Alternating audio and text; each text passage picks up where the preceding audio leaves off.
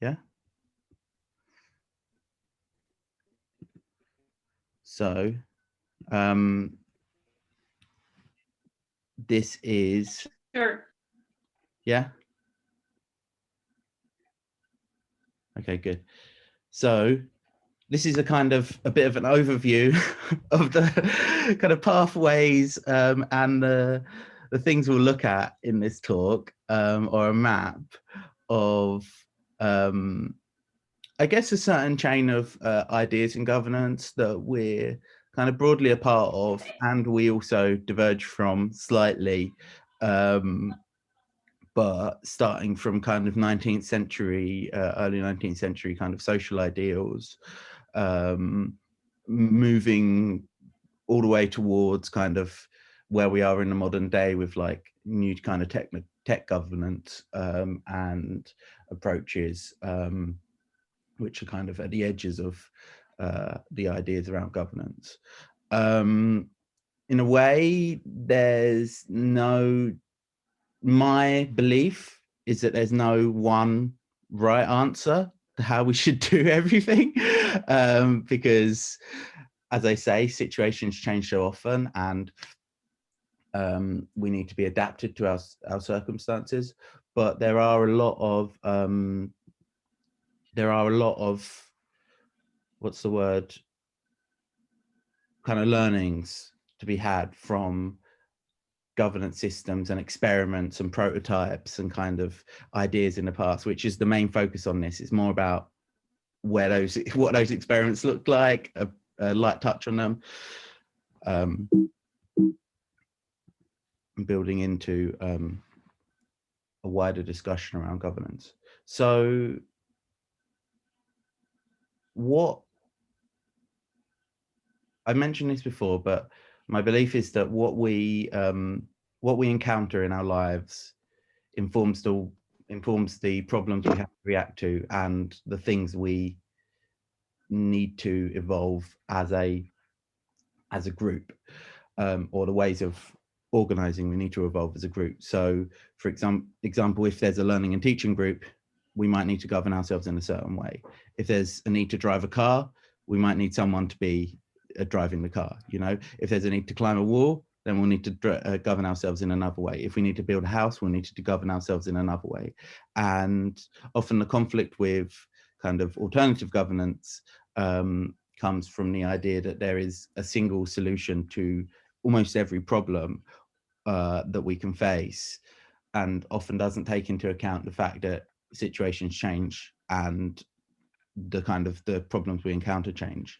So the idea of alternative often varies amongst ideals, because obviously an alternative is we're going against something, but because the thing we're going against, or the thing we're trying to I guess not go against but be an alternative option for, is different in everyone's minds. You know, we all have kind of different things or life experiences that we're building on, that we want to produce some form of a different way of working or a different way of being, and this is one of the key difficulties with alternative governance system, and the key confusion or points of confusion in that space. It's that people have different ideas of alternative, and where do you start, honestly, if governance is something kind of more memetic and involving, and something that develops around the problems we have to solve, then who's to say maybe there is no true alternative, maybe it's just an evolution of different ideas and a kind of a steady growth of new concepts and a steady growth of new ways of doing things. So yeah, this presentation will focus mainly on cybernetics at first, sociocracy and holacracy, as a bit of a spine to kind of format some of the ideas, and then some kind of binding features that all humans kind of have, like exploring some topics around that, looking at where we sit within this and kind of where the NFS sits within this, and the ideas we're playing with, just so it gives a bit of an insight. So starting with sociocracy, one of the things we say in Foodhall that we work with is the idea of sociocracy, and it emerged or began in the 19th century. A guy called Comte, a French sociologist, was interested in how we understand and study. No way. Okay. I think you froze then. Okay. So a guy. I didn't get much of that. I don't know if it's just me or if it did. No, I'll repeat it for everybody. Right. It froze for us as well. Okay, cool. So in the 19th century,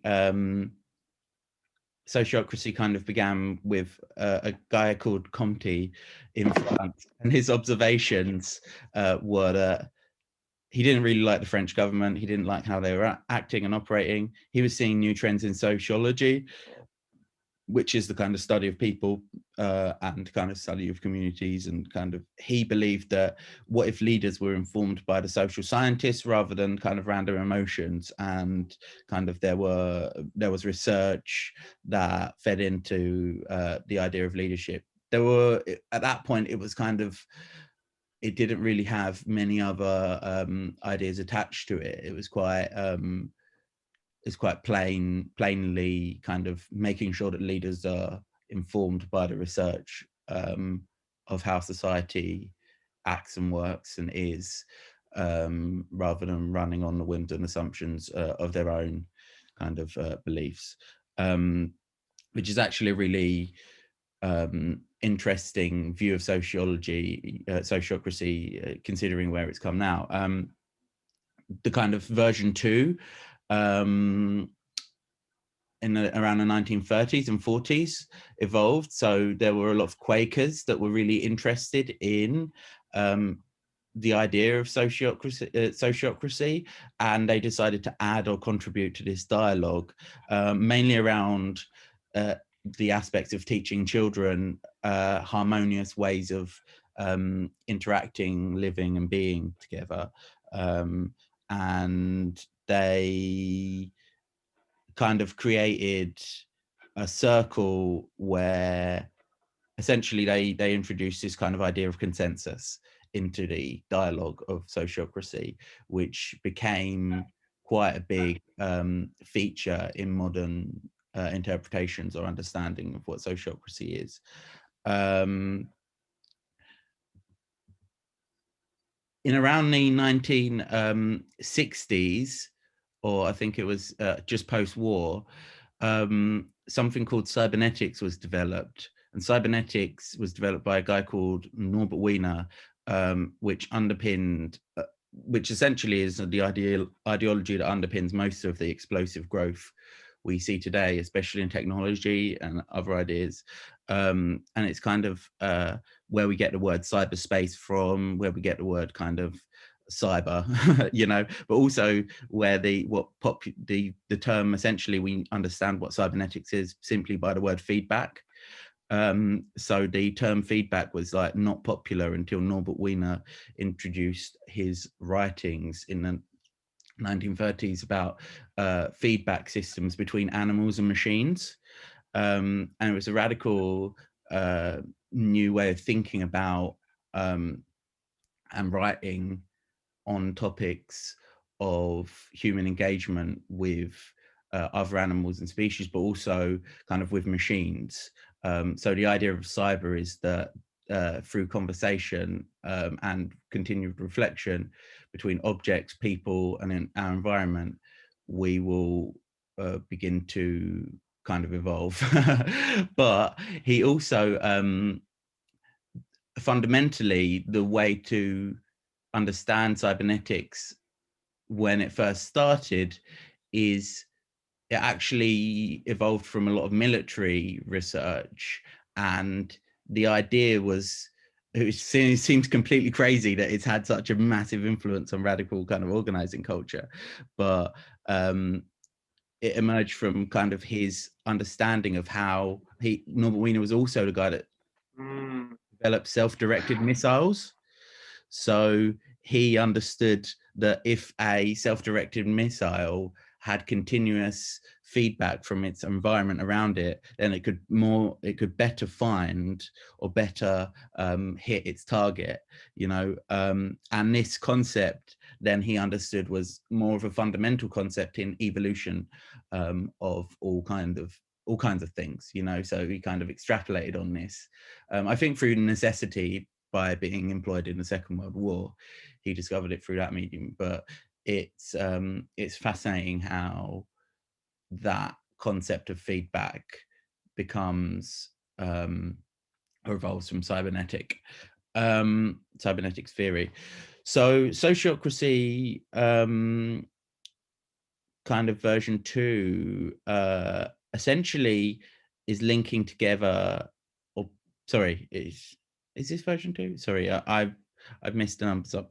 The next version of sociocracy that emerged was essentially is looking at what we kind of understand sociocracy to be now, which is a circle form of governance, where there are lots of different circles, all reaching consensus or consent, that have a lot of essentially there's a lot of really good features. Sorry, the writing doesn't express that, but there's a lot of really good features in this, in the fact that everyone does it helps everyone become happy, and also it allows kind of everyone to be really, really integrally engaged with the running of the organization. And the idea is that there are 2 contact points that link into a larger circle that then have consensus between them. So it's this kind of consensus ring system that can expand forever, which is really fascinating, and we've really done well with that. But what we found in the past is, and what almost all other groups that have used sociocracy have said, that during times of threat, there's and opportunity, there's a lot of arguments. So when things are kind of quite when things are just normal, and like the weather outside is quite temperament or temperate, then it can be really a really, really incredibly positive thing.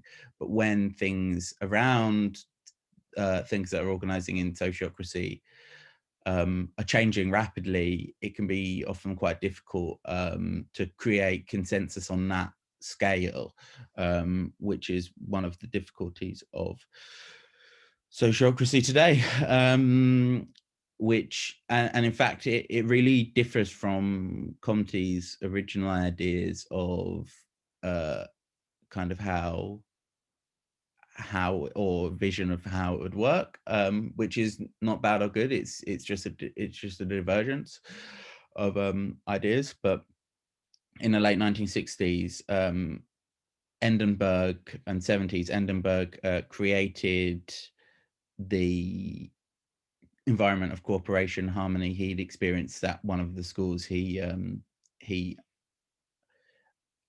went to, and that was a Quaker school. So yeah, the idea, as I say, in sociocracy is there's these kind of double links, and then these circles and subcircles that kind of span and evolve. So another divergence in thought and theory is a idea of second order of cybernetics, which kind of branches away from first order cybernetics, in the sense that it's thinking about the direction we're going in is probably the easiest way of saying it. So you have 2 loops. The idea is that you have the first loop, which is the goal and the iteration towards that goal eternally, and then the second loop is the idea and continuously understanding whether that's the right goal at all, and kind of like, and that iterative loop helps you both. The idea is that by linking those different ways of kind of action, effect, detection of effects and corrections, allows you to navigate both the kind of day-to-day problems of the organization, but also the wider scale kind of problems. And he believed that it's Gordon Pask coined this second order cybernetics, which he believed it's about thinking if it's the right goal too. And a lot of these ideas of meta thinking emerged at a similar time as this. So this produced a series of governance ideas disconnected from sociocracy ideas, actually, in another way. So although cybernetics both influence influence sociocracy, at least the kind of like version 2, in the sense that it was about these feedback loops and joining together these feedback loops. Viable systems model came from kind of purely from ideas explored in you know, the second order of cybernetics. So the kind of the thinking about thinking order, which began to essentially this idea of it was coined by this guy called Stafford Beer, who was a management theorist, first of all. So there's kind of some weird, like, I guess, classical definitions of management within viable systems model, but there's also kind of a really interesting notion that he believes that within nature and all things, anything that doesn't have this essentially this kind of way of organizing or way of being quickly falls apart.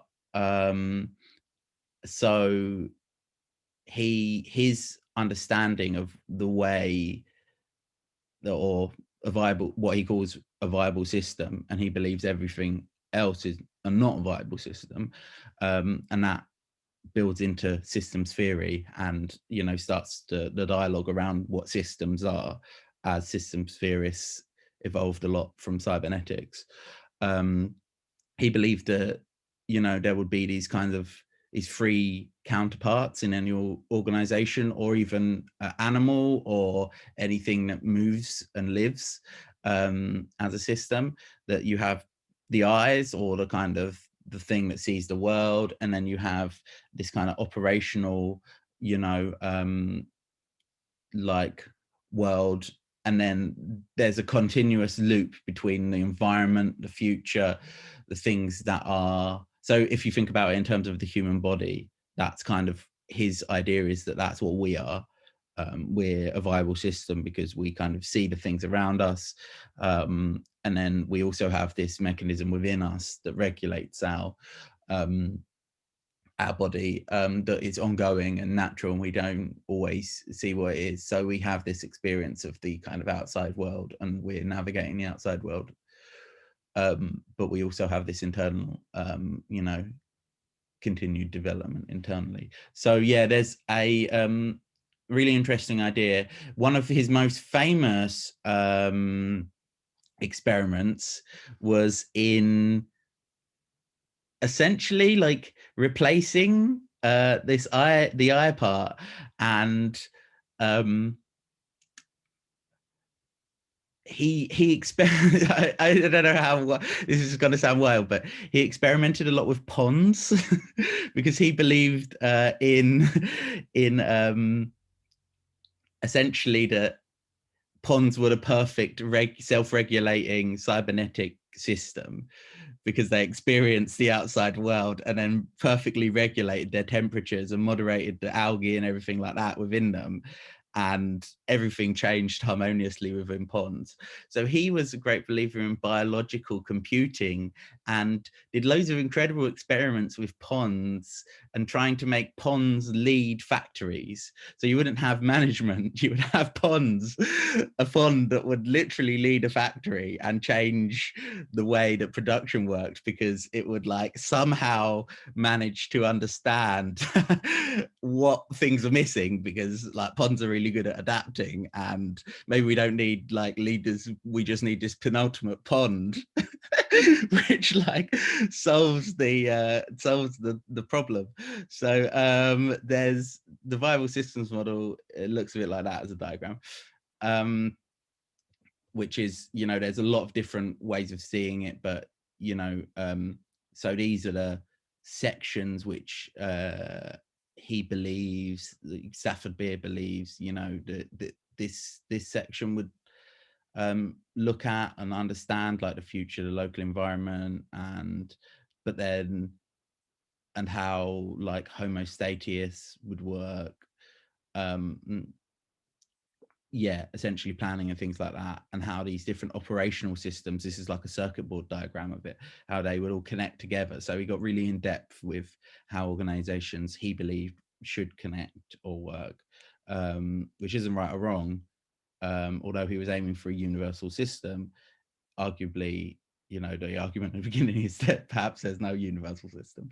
So yeah, all of these things obviously have, you know, sociocracy ideas and different concepts obviously have major problems. Like each one has its individual problems because it's trying to solve its individual trying to solve an individual problem to begin with, you know. So it has its vulnerabilities, essentially. You know, early sociocracy, the idea that there's possible bias in scientific research is the thing that's, or possible corruption in a kind of leadership, is an obvious thing. The idea of second order, you know, sociocracy v2 is that really vulnerable to outside threats, you know, and kind of a lot of them get completely destroyed, you know, when there's something that like happens that's completely novel, ambiguous, and it, you know, it disrupts the harmony. So for learning and teaching environments, it's really fantastic, and if for other environments it might be difficult. Then there's a kind of idea of this, like this model where there's this kind of like Stafford Beer cybernetics model, which obviously is classic problems of kind of like workers and leaders, and the idea of the vision people and the kind of workers. And that's a big problem because, like, you know, there's an idea within alternative governance, or ideas within alternative governance, that is something that shouldn't be aspired to, we shouldn't aspire to have those kinds of people, especially in feminist ideologies of alternative governance, although some are really pro that form of organizing. Yeah, so the idea is, so I'm just going to explore some other kind of ideas that have heavily influenced kind of alternative organizing culture since that time. And also I think a lot of these ideas are more I think more widely understood. So peer-to-peer organization, or decentralized organization, is kind of what the internet is, you know. And because we're adjusted, this is a really radical form of organizing, or but a lot of protest movements and things like that try to work in a peer-to-peer way. It's kind of patchwork. And the concept is that peer-to-peer organizations kind of lived forever because essentially they have this starfish approach where if one you know, arm of the starfish is cut off, then it grows back. So the internet is the same way. It's like, you know, you have all of these distributed servers and you cut off half of the internet, you still got another half of the internet working, you know, and it's never completely dead, you know, because they were evolved to survive these kinds of things. But yeah, like the idea is that it lives forever, even though it's you know, often they seem really inefficient, or they kind of quite frustrating. A lot of agile groups kind of evolve with peer-to-peer to get around, especially, yeah, when there's a lot of conflict or things like that happening in the environment or in the world around the people. They start to build peer-to-peer networks. Yeah, there's other ideas. Like I think there's one from IASA here, but there are kind of like these incredible ideas around internationally kind of decentralized anarchism, and ideas that we would we have, you know, so this is based on a lot of my understanding or experiences from IASA and working as an anarchist, kind of international anarchist organization and a decentralized organization. It's totally incredible form of organizing, and kind of, you know, that you can have a global community that spans the world without kind of any central or governing body or authority, and it exists forever.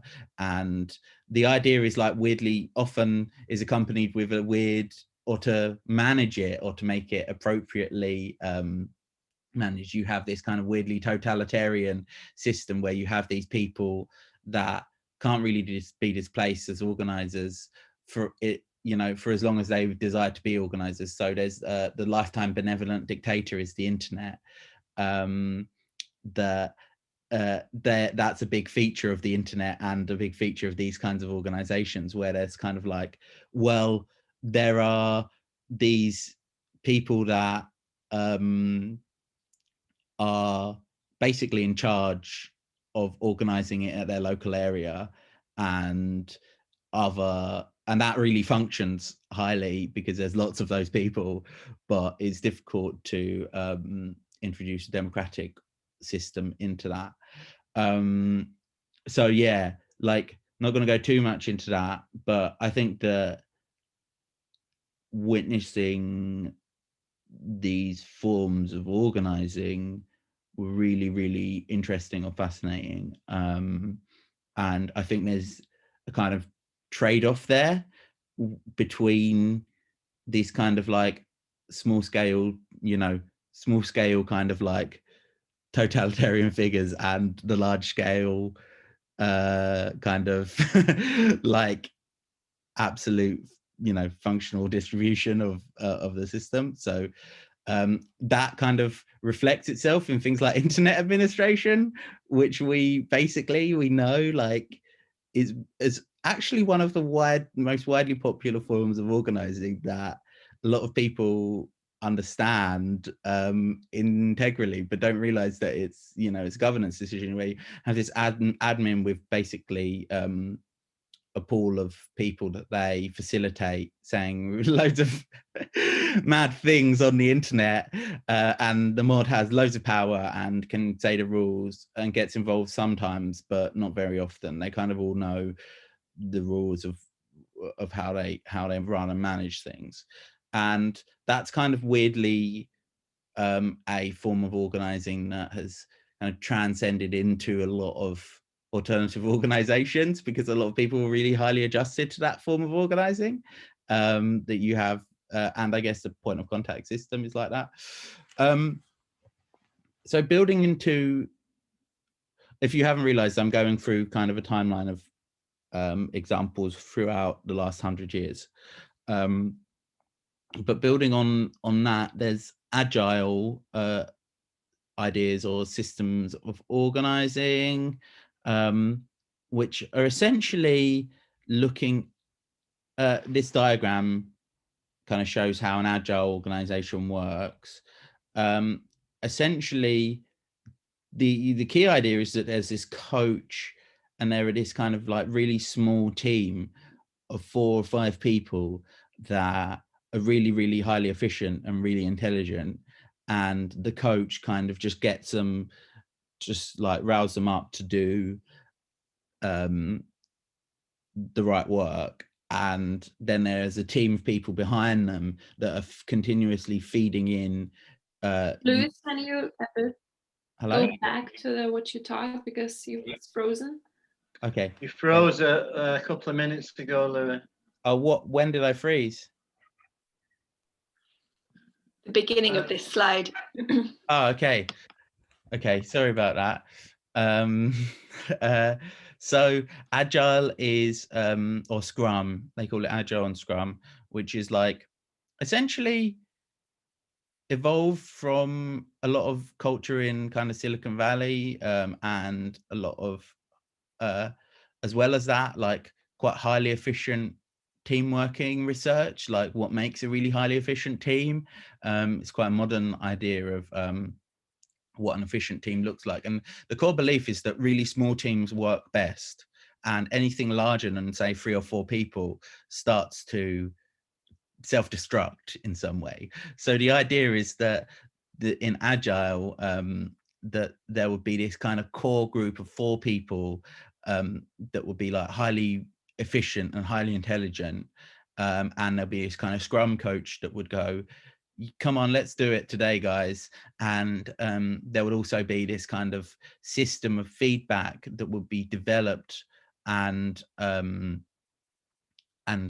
evolved through kind of people essentially like understanding what the people need for the project or for the thing that they're doing. Often this is done in tech development, and yeah, it's very googly. So it's super kind of organizing from Silicon Valley and the army. So a lot of the ideas like developed from the army, or like, you know, Navy SEALs and like groups of 4 and all of that stuff. So, and they need to be clever people like involved with it for it to work, because there needs to be very clear roles, and the roles need to be like, you know, essentially no one needs to be too tied to their role. They need to be able to do like, oh, I'll do that today, then I'll be that role, and they stick within that role when they can, when they've taken that role on. And often that can be quite difficult if someone's quite tied to their role. And it uses a lot of ideas from motivational psychology. Holacracy builds from this, and sociocracy, which is really fascinating intersection of ideas and concepts. But holacracy is essentially the idea of what happens when you breed Silicon Valley with sociocracy, and you breed kind of Silicon Valley kind of style hippies with sociocracy, the wider idea. So they have these kind of small teams with agile working groups, with a lot of HR and random people coming in and out, that have defined roles but aren't defined in a team. And often in holacracy, shareholders and boards and things still exist, because they are still managed as kind of often for-profit companies and things like that. So here's an example of a holacracy system, and I'm not sure if you can see at the bottom there, these are the kind of ideas of ideas that it kind of encompasses, you know. So it's kind of like an organizational framework that allows status alignment and resolve, advice processes, conflict resolution, and within that there'll be the agile ideas around building projects motivated around teams, continuous improvement, self-organizing teams, bias towards change. And then Scrum is kind of transparency, inspection, adaptation. And yeah, here's an example of one of the holacracy models in action, and there's a few different types of that. A new emerging system of organizing, which is kind of at the bleeding edge, but actually being more widely adopted as time gets on, which is this idea of decentralized autonomous organizations, and the idea that robots and people can all be part of the same organization, so long as there's this intermediate smart contract which has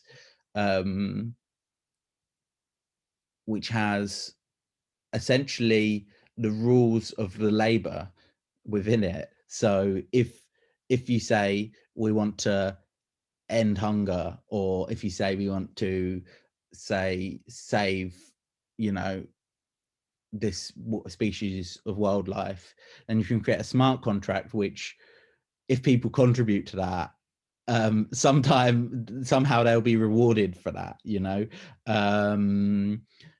And there's this idea that it's kind of like anarcho-libertarianism, or like kind of really developed from cultures within the internet, or the idea that you would in the future be able to collaborate with robots on tasks through decentralized autonomous organizations, as they don't really care whether the person doing work is a robot or a human or what, and that might be the future of work. So other notable examples of organizations within the taxonomy that I'm sharing, are art collectives, which we all know what art collectives do. A lot of them kind of collectivize work to put on shows. Essentially, often that's the fundamental part of it. Like, how do we collectivize our and our communities to build some hype around our show, you know? And a lot of art collectives will pull, essentially it's a kind of a way of exchanging I guess labor exchanges, and a lot of ideas will stem out of them, but in essence an art collective is normally pooling some risk in somebody's individual art practice to be able to put on kind of lots of shows, big and small places, and it also helps formalize a kind of scene or a thing that's happening at the time, or an area, you know. And the thing about those are that normally one or two kind of names emerge from an art collective over, say, you know, the time that it exists, or and those, what tends to happen, you see them in like a lot of artistic collectives, that there'll be this collective to begin with, and then there'll be a few, two or three figures towards the end that go off on their own path and have their own kind of like their own work, and that's a normal thing about art collectives, or in the lifespan of art collectives. I'm not going to go into that in too much detail. I know there'll be a lot of critiques about that, if but I think that's quite a fair summary of some of the ideas like motivating art collectives. Societies, this is a big thing that kind of underpins a lot of or, you know, radical organizing. A lot of people's only experience with organizing is in university societies, and they immediately think that all organizations therefore have to follow the set rules of what university societies look like. And in Foodhall, we've had big issues with this, in the sense that we've got a really wide student volunteer base, and often people come in with the assumptions that things are going wrong or being managed or run wrong because they don't fit the university society's model. So you have the clear roles and hierarchies, but they're constantly changing because of growth, but also like CV boosting. So often people can be involved with these things because of alternative incentives. You know, you might be the secretary of a like, you know, or a chair or something like that, for something, but you might actually want to not be that for very long, just be for a short amount of time, and then move on to another thing in your career, which is perfectly fine. And that's the kind of ladder of, I guess, career-based motivation within that. But it's not always the ideal situation for alternative governance. And the fact that a lot of student movements evolve into alternative governance systems is why there's a big influence often, and a big conflict in people who believe that society, organizing like societies, is the best way, because they've seen successful examples in their university of that. And often these societies can, you know, obviously they don't always involve everyone from the outside, and there are different societies for different things. And this yeah, so this is me being quite critical, actually. So this is one thing like I'm heavily critical of now. I've done so much kind of, I guess what I'll call it, anarcho-consensus, or omnipotent anarcho-consensus, where there's this drive to make everything, everywhere, all of the time consensus, when actually often that involves, fundamentally the logic is that often that involves in conservatism, because obviously if you have a super large group and there is the most conservative opinion is voiced, everyone can get behind the most conservative opinion. And people often fight for this kind of idea of that everything should be open all of the time to every single person, but also there should be this idea of well, I guess, what's the word? there should then be this idea that everyone's that consensus should be raised on all matters and dealt with in all matters. So the idea is that this is kind of like an ever expanding form of consensus, which makes it really difficult to run and manage an organization, but also it's also perpetuated by people who have been involved with an organization or radical organization for a very short amount of time, and they often perpetuate these ideas because they involve themselves and they want to be like, well, this is the only way of doing it, everything else is evil, if you're not doing everything with consensus then you're completely wrong and you should like get burnt at the stake, you know, because, you know, consensus is the only thing possible and you're not an anarchist or you're not a true believer in like social causes if you're not doing everything ever with consensus, which is just not right. And it's not like the notion of like our challenges changes and our governance system changing is really important to remember, because as a cultural thing, we need to pick and choose the right governance system for the right challenges we actually have, rather than having a single governance system that might be really good for one challenge that we have, say learning or teaching or experimenting with different new ideas, and really bad for another one. So that's one thing that like is a weird underlying thing with a lot of radical organizing groups, and comes up so often. I spoke to a lot of people in Nottingham about it, that that they've had very similar understanding of things.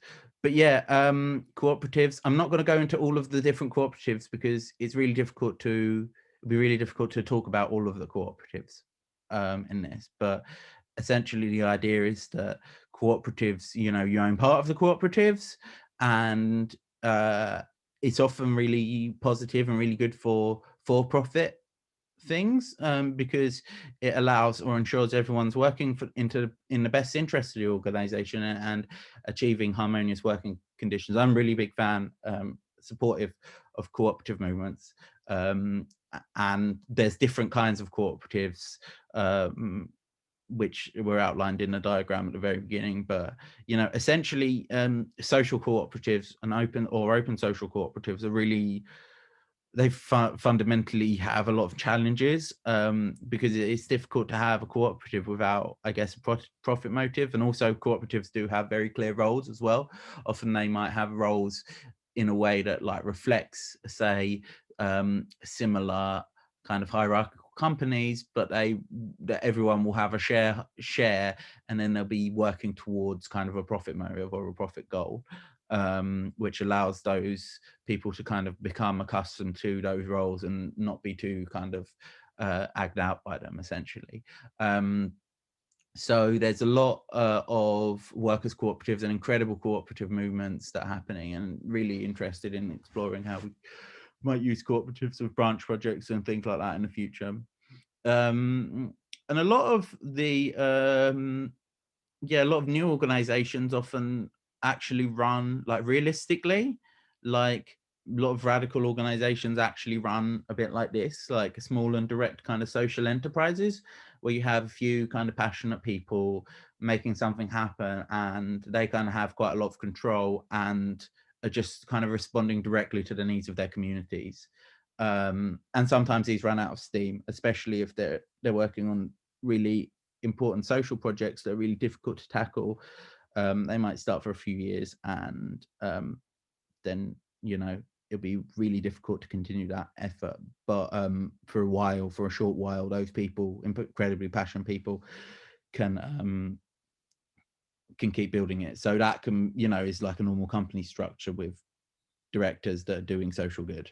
A few of the projects in the NFS are like that, you know, where there's a few people that are kind of, especially one of them in Glasgow, which is really, really important to acknowledge.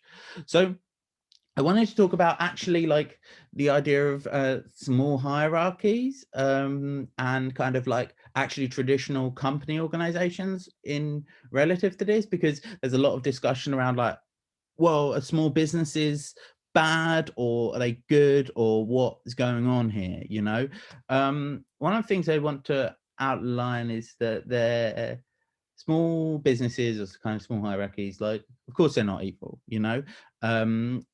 Often they can be really competitive. They often take a big effort of a single person, big investment.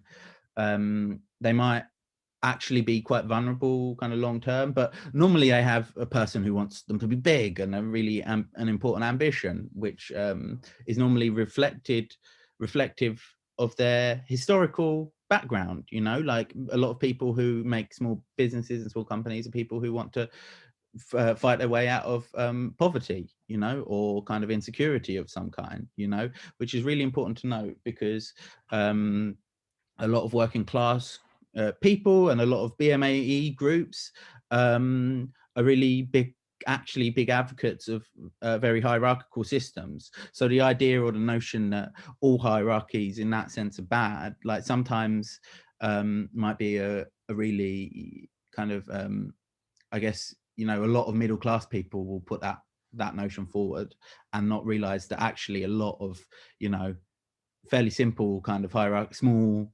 hierarchical businesses and things like that are actually just run by people who are importantly trying to or gain some wealth because they've been historically exploited, which is really important. But the paradox of that is that capitalism loves it but also preys on it.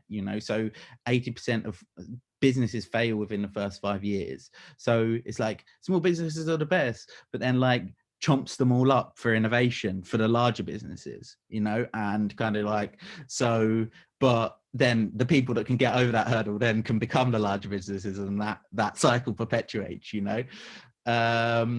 Large hierarchies, we all know what this is. I'm not going to go into it. It's competitive, it's exploitative, and there's lots of problems, which but normally kind of this idea of there'll be a ton of shareholders, or there'll be directors, and then there'll be management teams, there'll be a strict hierarchy of staff, and that's kind of good for global capitalism and bad in a lot of other ways. I'm not going to go into full detail because a lot of the things that alternative governance systems react against are those. So is there any logic or kind of those are all just to give you a big wild example of like loads of them, and I know I didn't touch on all of the social cooperative models and different things like that, loads of the ideas within the kind of taxonomy or the space around how we should and shouldn't organize, and what we should and shouldn't do. So some social science ideas. I wanted to introduce like the thing about, well, is there any logic in this? Like, is there actually anything we do know about good organizing, or kind of the way we run and manage organizations in a good way? So one of the ways of looking at this, and one of the ways I'm really a big fan of in recent years, that hasn't always been successful for us, we have had some major successes from it, is this kind of microstructural approach to organizational design. So seeing a large complex organization as collections of smaller, simpler and recurring micro-organizational structures. So rather than being passive observers and analysts of innovations in organizing, we can advance organizational science by prototyping, piloting new forms of organizing. So we're not thinking about things in terms of the whole big thing, but we're thinking about things in the building blocks. And we say, okay, well, we'll trial out different building blocks. And then do we have a building block that works, or is fundamentally like a good innovation? And then, well, let's roll that out, let's see if that can work in other areas and other spaces. And that kind of like idea of testing and taking a microstructural approach also gives a bit of a start on your doorstep mentality with experimentation and things like that. And I guess that's one of the things that leads into what the branches start to look like. Another thing is the idea of so building from that microstructural approach. One of the big observations there was actually, I was in a conversation with Robin Dunbar when he came to the Foodhall, like the neuroscientist at Oxford, and he was like, this is a big problem we need to fix. So if anyone can figure it out as to why it is, then you'll win a Nobel Prize or something. Because if you look at a crowd of people, whenever there's 4 people talking together, you know, look at a smoking area or anything like that, 4 people talking together, as soon as you add another person to that group, they split into 2, you know, so 4 or 5 people will split into 2 groups. So you see it emerging so frequently, it's like a hidden geometry of human relations, you know. So if you see a big crowd of people, all of them talking, you'll see groups of 3, 4, 5, and then there'll be these 2 people that are outliers, and then they split and make a conversation between themselves, you know. And that, we do it, but that's something in us that's making us do that. So that's one of the microstructural building blocks of perhaps, you know, I guess Scrum and Agile and stuff start to look at that in the groups of 4 and kind of like how they create efficient organizing systems, and the belief in small groups as effective. So one of the reasons, or one of the hypotheses as to why that might happen, is that, well, of course, like what you have is, you know, if you have communication systems between 3 different people, you only have 3 different communication pathways, easier to talk between those people. As you add 4 people, you start to have, you know, 6 communication pathways. So you only add 1 more person and you get, you know, 3 more communication pathways, or potential ways to focus your attention, and potential ways to, and even more when you add, you know, another 2 people, you get 15, you know. So this is when the conversation starts to get really muddy. So whereas with 3 people, you're only like having a few communication pathways, with 6 people, you have a ton more communication pathways, you know, it's exponential. So the human brain only has the capacity to deal with, you know, around 7 digits at a time, say, for example, or it has a short-term memory span or a short-term memory limit. So there's something within that where actually maybe it's because of our memory, or because of the way we naturally we've naturally evolved, that we're only able to relate with this many people, probably because of the amount of concentration we can hold at a single point in time, or something like that. But it's as of yet decided. So there's a Nobel Prize in it if anyone wants to become a neuroscientist. So yeah, this, like, obviously it shows itself in Scrum, but also is the idea that actually as we get larger as an organization, we can also become exponentially more efficient, and miscommunication and kind of trust issues can emerge because people aren't talking to each other regularly enough, and they're not kind of able to communicate succinctly and clearly with all of the members of the team.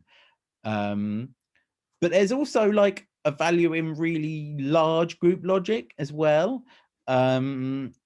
So the idea of, like, I guess, very structured consensus or very structured input into strategic decisions or overarching decisions is, you know, essentially we tested this in the ASA like in 2019, and the idea that if you have lots of smaller groups and they all make small decisions, and then they bring them into a larger group and make a larger decision, what you can create is a bit of a probability test of whether or not something's kind of really is the right decision or not, you know. Like, you can kind of like focus on the wisdom of the crowd. So I'm not sure if you're aware of the wisdom of the crowds, but it's this kind of blisteringly like surreal idea that if people were to count or guess the number of jelly beans in a jelly bean box,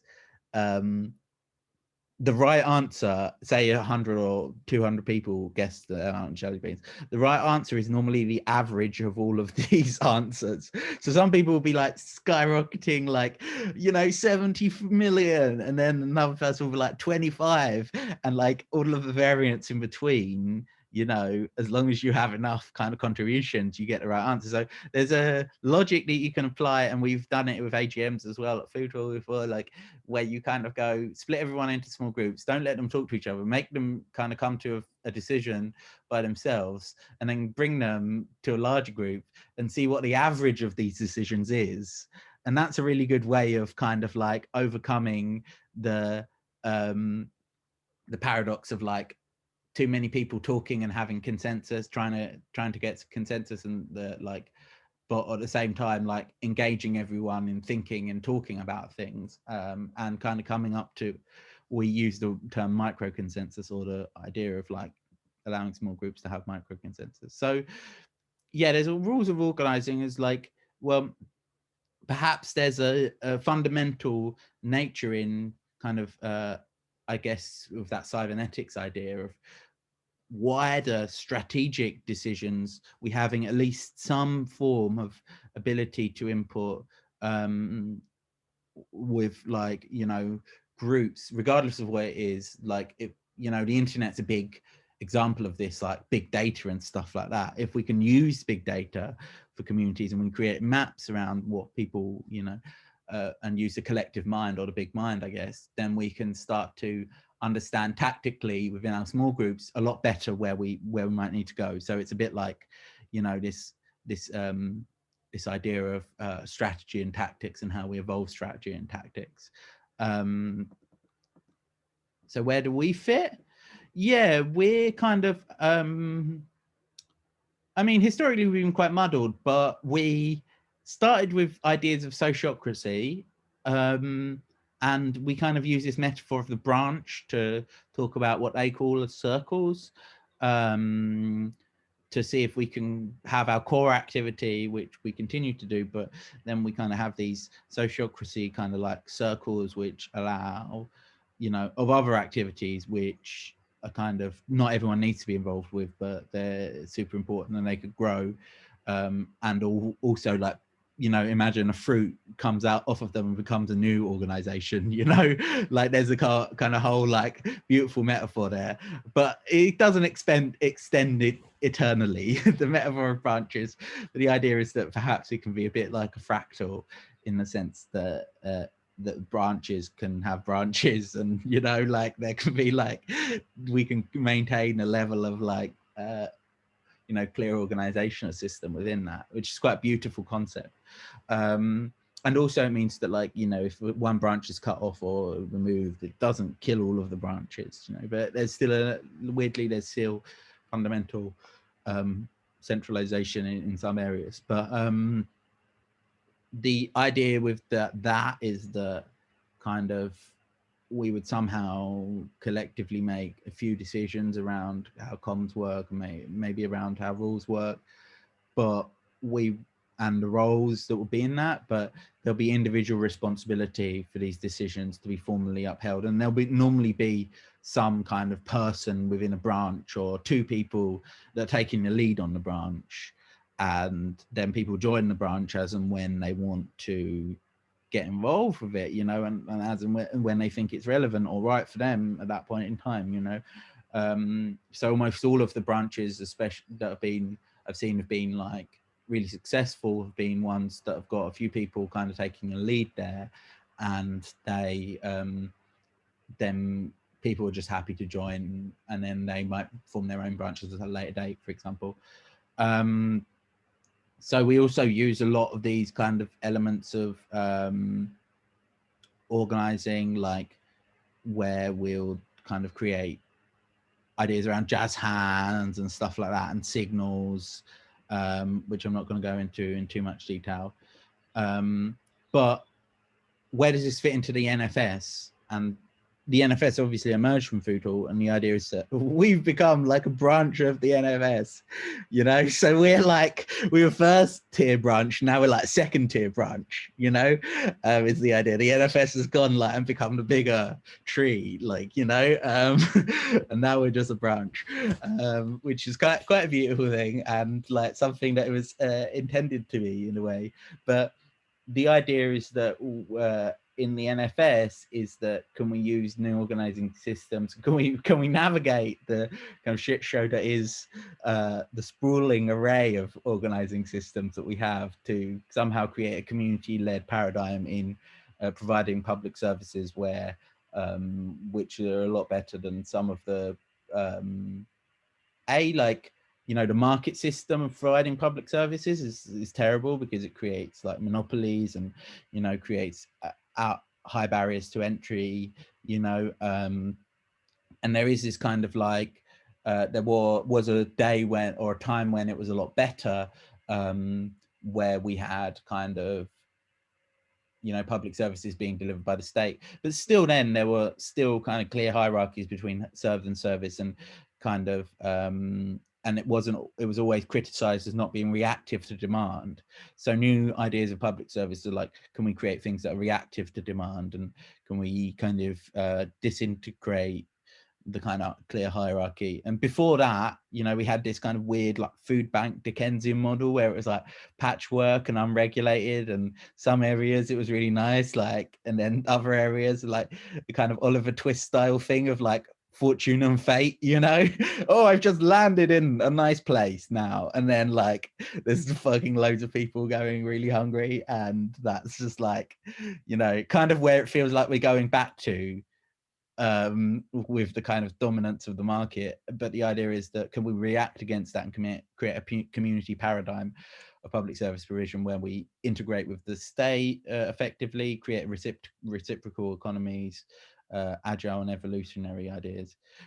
So the NFS kind of took lots of little bits of governance from the initial idea. Is like we cherry picked a lot of different ideas of governance from these different kind of like ideas.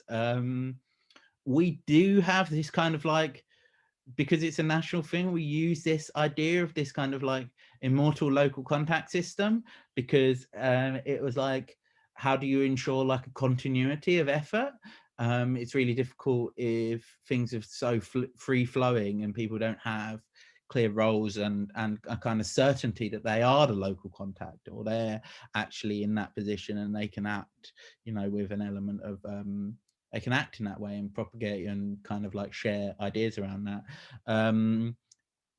You know, the idea of decentralization, like, you know, it's still unregistered as an organization. Like, we've done incredible work, like loads of incredible work, but it's still like a collective of really, really mutually like tightly knit, mutually supportive organizations kind of talking to each other.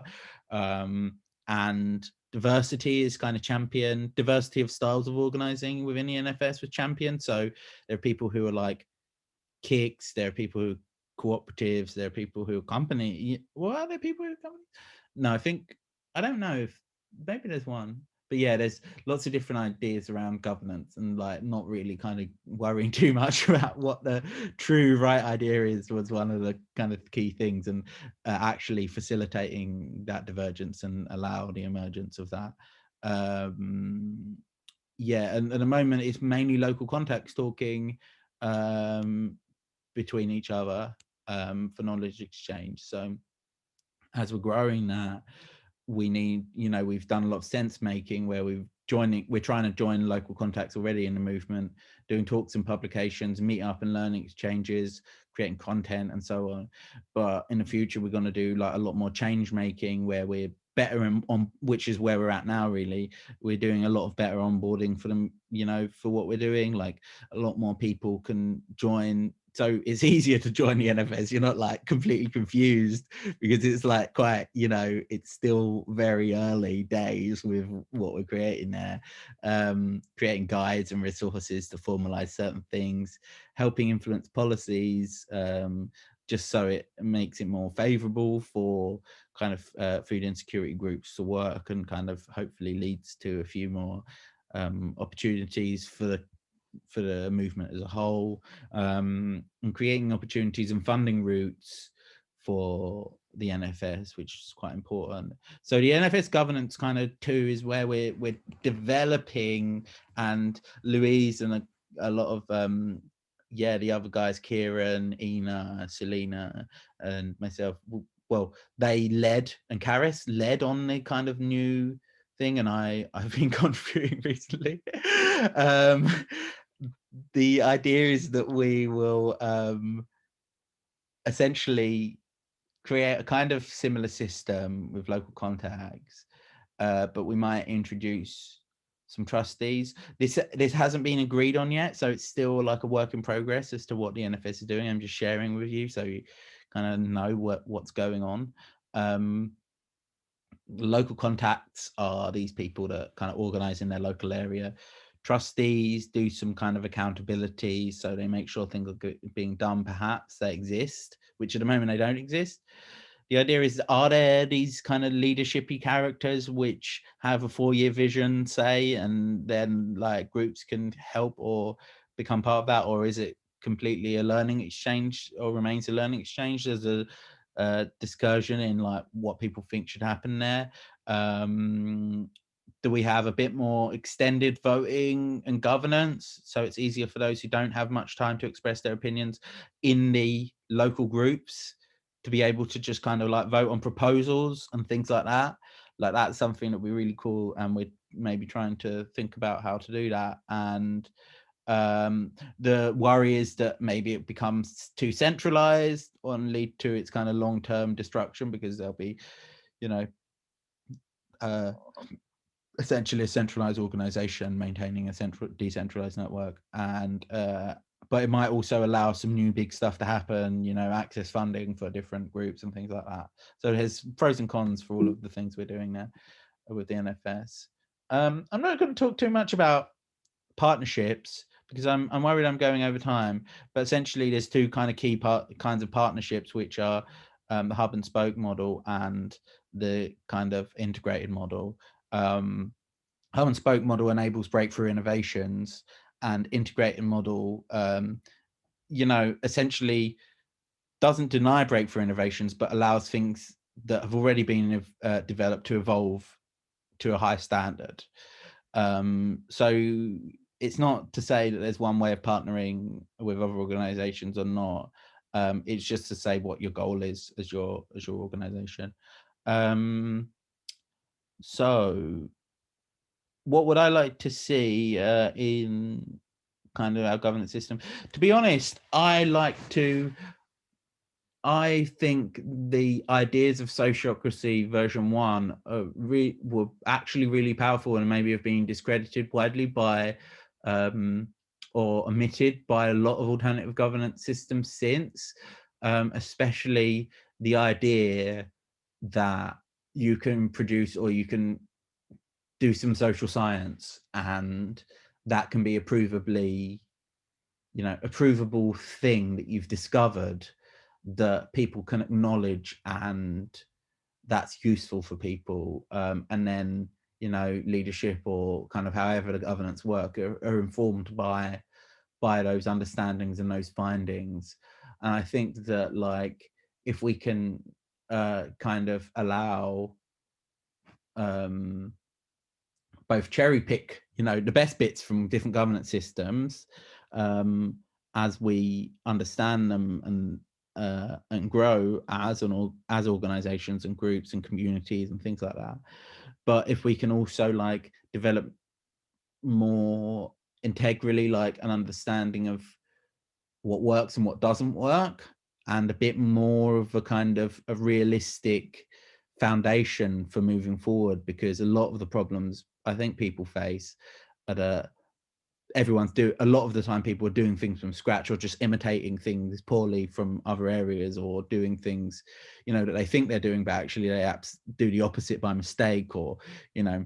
So kind of looking at taking social sciences more seriously is something that quite keen to figure out how we do, and how that informs a more scientific approach, informs the way we make decisions and conclusions around certain things. So yeah, finito. Thank you for all of your time and listening to the talk. I'm gonna stop the screen share now. You are sharing, stop share. That is finito? Yeah, finito. Cool. Was that okay for everyone? Was that useful? Yeah. Okay. Any questions?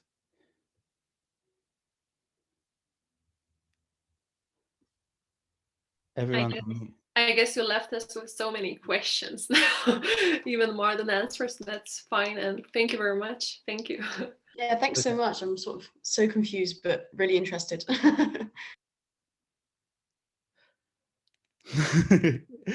I think the thing to like know, let me just get my screen up again. Hang on, where is it? Oh, it's disappeared. No. Hello. Oh. Yeah, let me just get my screen up again.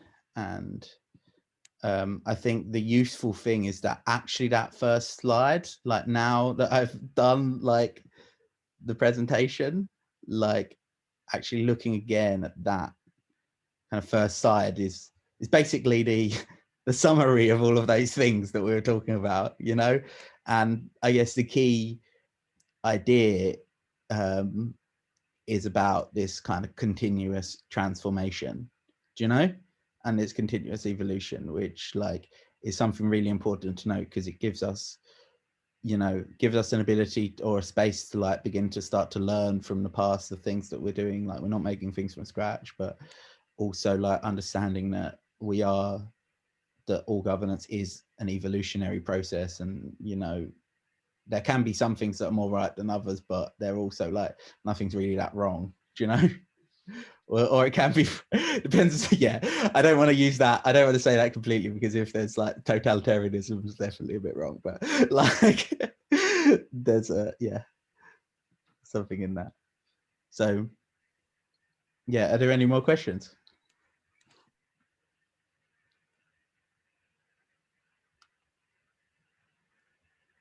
No, that was just super interesting. Thanks, Louis. I'm really confused, but very interested. Okay. Yeah, I don't. So good. Sorry, I took a bite of a cookie there. Yeah, I don't have any particular questions, because there's obviously a lot of information in there, not that much, I suppose, to question. I thought it was interesting what you were saying about the failures or when sociocratic systems can sort of fail is when it's sort of in face of sort of change and emergencies and other things like that. Because my exposure to sort of the theory of organizations and systems is obviously from a sort of more business side, and there are a lot of books and theories on how you should manage businesses and such. And it is interesting that there's definitely people who get way more into thinking about how businesses should be run, and those people have really great ideas, which are then misappropriated and used terribly in terms of actual, what these great ideas are then used for may end up being quite different. Actually, an example from one of the books from the guy, I think it's from the guy who ran Intel, and he talks about how the importance of sort of shifting management styles in the face of adversity, and gives the example of, you can imagine sort of like a military camp that, a set of soldiers set up a military camp, and whilst there's nothing happening, you can end up with a very divulged system of governments where things will get done.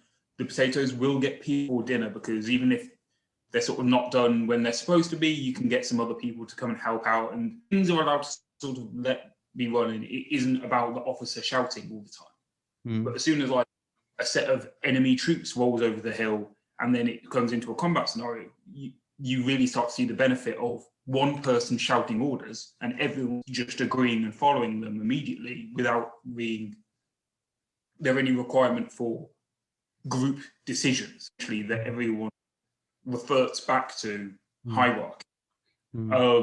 And it was interesting to hear him saying, being like, oh yeah, no, it makes sense that something relatively stable, you want to have as divulged a purpose, a divulged a system as possible. But it may be at times when big decisions, big changes, or big problems happen, you need to be essentially willing to go, right, this isn't how we want to run things normally, but we do need to have a few key decision makers saying, let's just start doing this. If everyone just starts doing it later, it's a mistake. Yeah, I think I I agree. I think that this is always the tension with alternative organizing, you know, because it's like, when is the alternative most important, you know, and where do we where do we like hold by it, like, and how and what. And my personal opinion is like, it's contextual, you know, we change, and as long as we see ourselves as like systems designers and actually think about it in a wider scale, and we go, well, actually there's things that we can change and make. Oh, see you later, Dave. Thanks for coming, by the way. Right. Yeah, and we can make changes, like Yeah, it reminds we know which ones to use for which purposes. Do you know? You go, okay, this is the thing right now. You know what? Yeah, I was sorry. also reminded of Adam Curtis's criticism of the Occupy Wall Street movement, in that he thinks that the movement became so obsessed with trying to figure out how the sort of post-Wall Street, post-capitalist society will be organized, that they forgot to sort of enact the change or get on with any of their core purposes. They became so very interested in, oh, this is how we will govern with no leaders. And nobody did anything. Well, that's the thing, is that actually they used that kind of massive open consensus system. That was the thing that I was kind of really frustrated about, because they really hammered that. Like, I went to, like, if you ever went to like an Occupy, there was one in London actually, like Occupy at like St. Paul's Cathedral, which was like incredible situation to walk into, because you walked into it and then it was just like it was just insanely huge kind of consensus like debates, and people were just kind of like, it was really inclusive. But yeah, like you're right, like it was really kind of quite frustrating, because it was completely anti-structure, but it was almost like not using the best of people's intelligence that were in the room, you know, like not being able to do that. So yeah, there's a lot in that. I agree. Yeah, basically it's, but also like the things they're exploring are really important as explorations, novel ideas, you know. And the idea is that they haven't got it completely wrong. It's just like, we know now like what that produces, or what that different thing is, and it's not to say that is the true alternative, because, you know, like, who's to say what an alternative is anyway.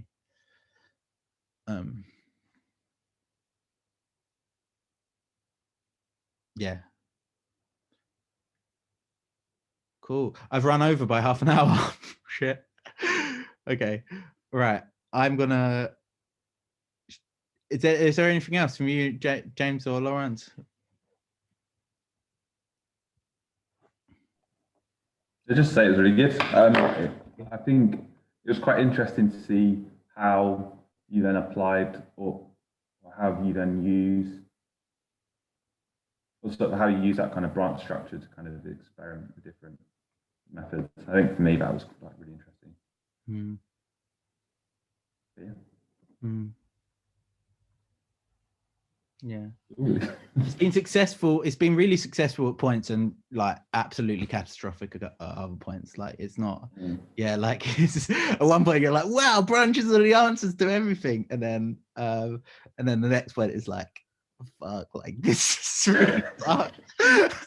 Like, you know, it's like yeah, it's a difficult thing, because like, yeah, I guess the Lates branch was ran like an artistic collective, right? You know, like Ian, it was basically run like an artistic collective on top of the. Yeah, there's definitely that sort of, yeah, the idea of sort of creating, the organization was basically a brand, and then whoever wanted to sort of interact with that brand was, I suppose, in some key get kept by the existing members. But other than that, just a case of, yeah, sure, like it'll help to have our name attached to your name. Sure, why not? Yeah. Yeah. It's quite interesting though, isn't it, how some organizations really sort of carry off of sort of like people that could give time, or have a particular energy or enthusiasm, or like or a particular expertise, and then some really sort of function of how well those different connections are, those directions of information or decision making flow, and how they're organised. Yeah. Yeah. I think we're making progress. We keep on making progress. Random progress. All right, I'm gonna and thanks Lorenz for the comments in the chat. I'm gonna call it a morning. And I'll see you guys in the next morning breakfast talk. Bye. Sure. All right. See ya.